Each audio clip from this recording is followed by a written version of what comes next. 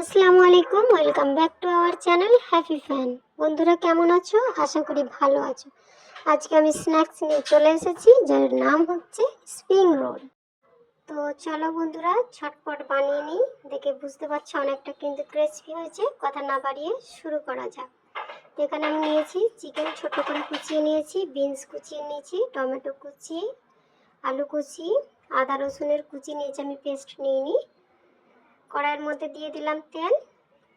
তেল দেওয়ার পর আমি দিয়ে দেবো পেঁয়াজ কুচি। পেঁয়াজটা সামান্য একটু উল্টে পাল্টে লাল করে নেব। দেখো বন্ধুরা, তোমরা এইভাবে করবে, অবশ্যই ভালো লাগবে খেতে। এর মধ্যে আমি ফোড়ন দেবো যাতে করে টেস্ট অনেকটা হয় আর অনেকটা ভালো লাগবে আর কি খেতে। আমি দিয়ে দিলাম উপর থেকে আদা রসুন কুচি। আমি এখানে ফোড়ন দেওয়ার জন্য দিয়ে দিলাম গোটা জিরা। একটু নাড়াচাড়া করে নিয়ে আবার উপর থেকে দিয়ে দেবো একটু, সবগুলো তো বলা যায় না বন্ধুরা, একটু দেখে নেবে ফোড়ন দেওয়ার জন্য কি কি দিলাম। এরপরে নাড়াচাড়া করে নিয়ে দিয়ে দিলাম বিনসের কুচিগুলো, আগে থেকে কুচি করে রেখেছিলাম। এগুলো একটু নাড়াচাড়া করে নেব, জাস্ট হালকা হাতে একটু নাড়াচাড়া করব, বেশি লাল করব না এখন। এভাবে একটু নাড়াচাড়া করে নিচ্ছি বন্ধুরা। এরপরে আমি দিয়ে দেবো একটু কালো জিরা, কারণ ফোড়নের সময় কালো জিরাটা দিলে অনেকটাই স্বাদিষ্ট হয়, অনেকটাই ভালো লাগে। তো দিয়ে আবার একটু নাড়াচাড়া করে নিচ্ছি বন্ধুরা। এখন আমি বেশি লাল করব না। এরপরে দিয়ে দেবো আমি টমেটো কুচি। টমেটোগুলো একটু নাড়াচাড়া করে নেব। নেওয়ার পরে কিন্তু আমি উপর থেকে দিয়ে দেবো আলু কুচি, আর এর মধ্যেই দিয়ে দেবো কুচি করে রাখা চিকেনগুলো। তো বন্ধুরা পরস্পর দিয়ে দিলাম, তোমরা অবশ্যই দেখে নিবে, কারণ সবটা তো ভিডিওর মধ্যে বলা সম্ভব হয় না। তোমরা কিছু মনে করো না বন্ধুরা, তোমরা দেখে নাও কোনটার পরে কোনটা কি দিলাম আমি। এরপরে দিয়ে দেব আমি কুচি করে রাখা চিকেনগুলো।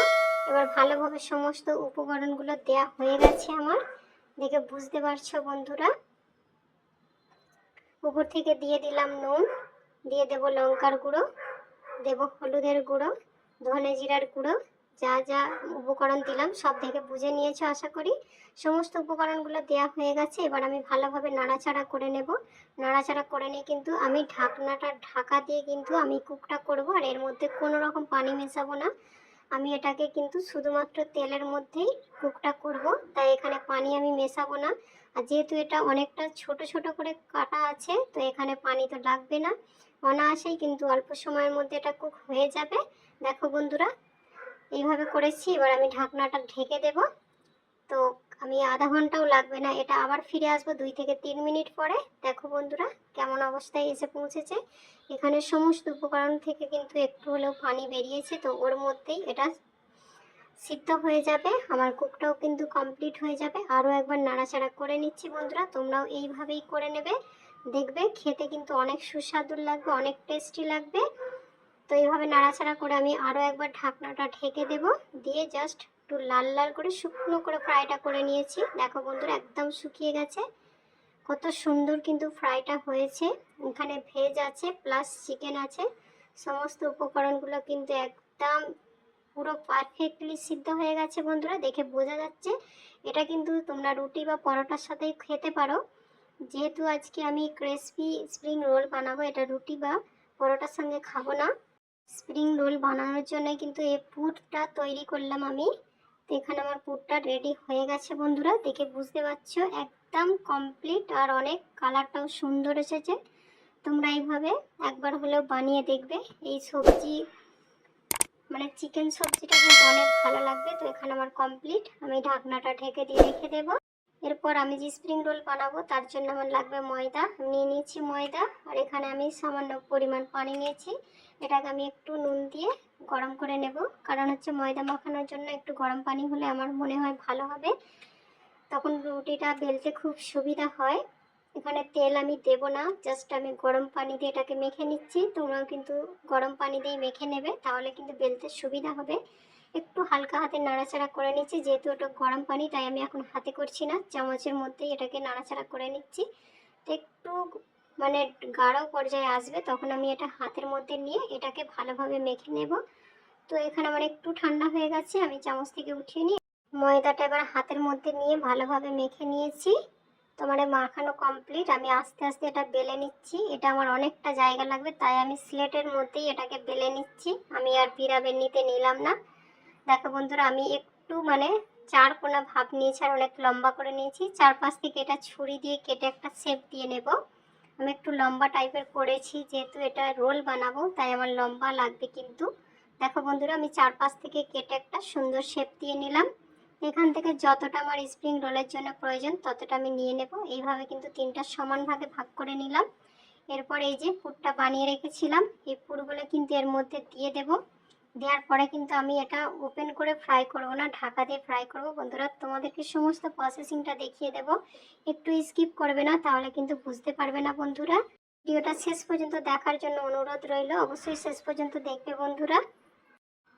তো এইভাবে তোমরা কিন্তু আমার রেসিপিগুলোকে দেখে বানাবার চেষ্টা করবে বন্ধুরা, অবশ্যই ভালো লাগবে খেতে। আর আমার ভিডিওগুলো ভালো লাগলে অবশ্যই কিন্তু লাইক করবে বন্ধুরা। দেখো আমি কিভাবে আস্তে আস্তে কিন্তু এটাকে করছি, স্প্রিং দিচ্ছি বা রোল করছি। তো স্প্রিং রোল এইভাবেই হয়, অনেকটা টাইম নিয়ে কিন্তু একটু বানাতে হবে। তো দেখো বন্ধুরা, অনেক সুন্দর কিন্তু শেপ দিয়ে নেওয়া হয়ে গেছে। আমি একটু চাটুর মধ্যে বেশ খানিকটা ঘি দিয়ে নেব, কারণ হচ্ছে এটা অনেক মোটা, তো রোলটা দেখে বুঝতে পেরেছো আশা করি। মানে বেশি করে ঘিটা না দিলে কিন্তু ওটা সিদ্ধ হবে না। আর আমি কিন্তু এই যে অনেকটা ঘি নিয়ে নিয়েছি, এর মধ্যে আস্তে আস্তে আমি রোলগুলো দিয়ে দিলাম।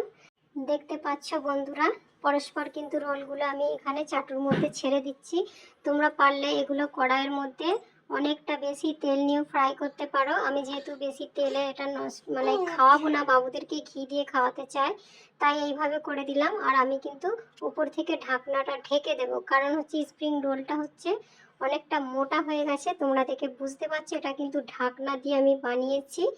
তোমরা পারলে অনেকটা ডুবা তেলে এটাকে ফ্রাই করতে পারো, সেখানে কি হয় ইজিলি হয়ে যাবে। আমার মনে হলো আজকে তেল দিয়ে খাওয়াবো না, বাবুদেরকে ঘি দিয়ে এটা বানিয়ে দেবো, যেটা স্বাস্থ্যের পক্ষে খুব ভালো হবে। কারণ তোমরা সবাই জানো আমার ছোট বাবুটা অনেকটাই ছোট, তাই আমি এইভাবে কিন্তু ফ্রাইটা করে নিচ্ছি। এদিক ওদিক ঘুরিয়ে কিন্তু আমি ফ্রাইটা করে নিচ্ছি। বন্ধুরা দেখে বুঝতে পারছো আমি এপিট ওপিট করেছিলাম, তারপরে আড়াআড়ি করে নিলাম। তারপরে আমি আরও যত রকমভাবে এটাকে ফ্রাই করেছি সমস্ত দিকটা কিন্তু তোমাদেরকে দেখিয়ে দেবো বন্ধুরা। কোনো রকম স্কিপ করবে না, স্কিপ করলে কিন্তু বুঝতে পারবে না। আশা করি অবশ্যই ভালো লাগবে। এই 3 পিঠ হয়ে গেছে বন্ধুরা, আমি কিন্তু আবারও ঘুরিয়ে নেব এটাকে। খুন্তির মধ্যে দিয়ে এটা হবে না, হালকা হাতে আরও একটা চামচ নেই। যে দেখো বন্ধুরা, কত সুন্দরভাবে আমি এটাকে দাঁড় করিয়ে দিয়েছি। তোমরাও কিন্তু এইভাবে করবে। আর যদি মনে হয় এইভাবে করতে পারবে না, তাহলে কিন্তু তোমরা অবশ্যই ডুবা তেলে করতে পারো। তো এখানে আমার রোলগুলো রেডি হয়ে গেছে, আমি তুলে নিলাম একটা প্লেটের মধ্যে। এবার সার্ভ করার পালা। আমি দিয়ে দিয়েছি সস, যেহেতু আমার বাবুটা এখন একজনই খাবে, তো আমি অল্প একটু সস দিলাম। তো বন্ধুরা কেমন লেগেছে অবশ্যই বলবে, ভালো লাগলে লাইক কমেন্ট শেয়ার করো, আমার চ্যানেলে প্রথম হলে সাবস্ক্রাইব।